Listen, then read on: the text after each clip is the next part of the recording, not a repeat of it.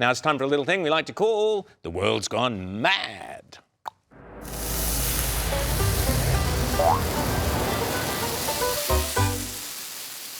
Yes, it certainly is a crazy old world when the youth of Australia have to rely on this Barron Trump news commentary account on X. It's a fan account of Barron Trump's, not that of the real Barron Trump, to protest against their under-16 social media ban. Quote, Australia just pulled a move no other country even dared to whisper about, says the account.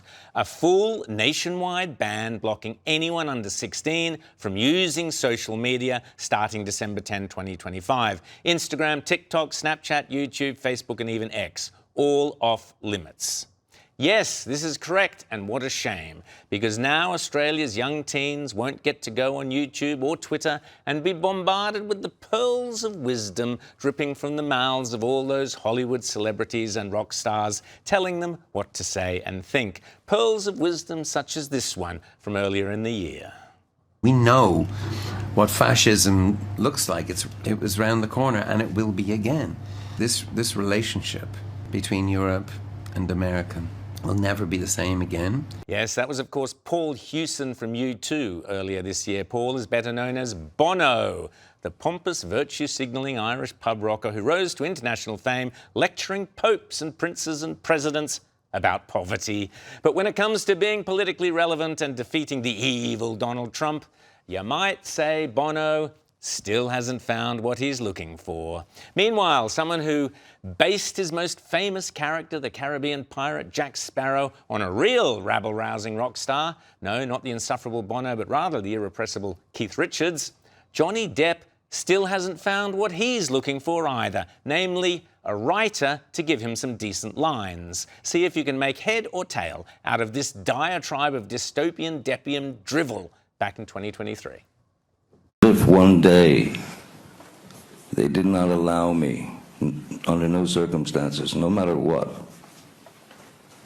I cannot go to McDonald's for life. Because somewhere, if you got them all in one room, there'd be 39 angry people watching me eat a Big Mac on a loop. What? Yes, as I always say, having worked with several famous actors in the past, never let them write their own script. It never ends well. Speaking of which, spare a thought. Actually, don't spare a thought. For the Australian ex-soapy actor Guy Pearce, who had to meekly apologise this week after sharing misinformation and falsehoods about Israel on social media and insulting the entire nation with his inane and idiotic tweets and repulsive comments. Not for the first time either that I and others have had to call him out. Guy Pearce, of course, came to fame in the silly 80s soapy Neighbours, along with Kylie Minogue and others, but it seems he didn't get the message that genuine good neighbours don't go around massacring each other, as Hamas did to Israel on the morning of October 7 in 2023. Another actor who made the fatal choice to write his own script this week was the Scottish actor Alan Cummings. Who? You may well ask. Well, Alan Cummings first came to prominence in the sequel to the kiddies movie The Mask. Still, the mask slipped recently with Alan, as it were, who has revealed a case of full-blown Trump derangement syndrome, suggesting that under the Trump administration, gay Americans are now under existential threat.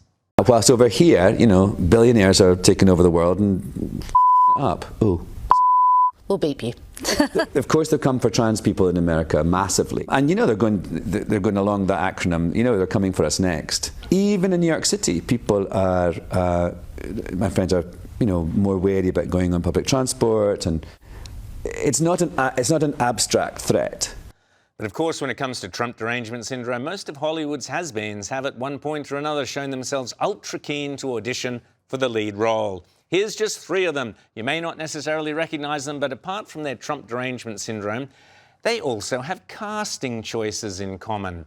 One became famous for playing a New York child prostitute. One became famous for playing an alien sex bomb and a New York prostitute. And the third one won an Oscar for playing a Florida prostitute who was also a serial killer. See if you can spot which was which. You know, one young person, you know, and I said, if we don't get Biden reelected, or then it was Kamala, we're going to have fascism. And she said, this young person said to me, we already have fascism. We know that the first attack on democracy is an assault on free expression and civil liberties, and this relentless war on truth.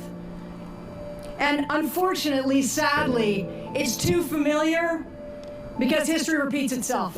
Women's rights are becoming less and less every day. Queer and trans lives are increasingly being erased, and gender-based violence is on the rise. Sometimes you get the feeling all those famous actresses were reading from the same script. TDS, the movie. But where was I before I got distracted? Oh yes, the Australian government banning under 16-year-olds from social media, from YouTube. So how will the kids themselves react? Well, one lot have taken the government to the High Court, and here are some of the others. Like, if you do, like, age verifications, everyone's going to get past that, you know. I don't think it's going to work. If you're getting bullied on social media, maybe you should delete social media, not everyone. If you're getting cyberbullied, you might want to just block them. I think there's bigger problems they need to be looking out for, like the youth crime instead of youth social media. Yeah, there might be, like, more important things. Fix the potholes on the road or something, I don't know. Fix the potholes on the road. That's my kind of under 16-year-old. Yes, indeed. Fix the potholes on the road. Even the kids know what a mad and crazy world we live in.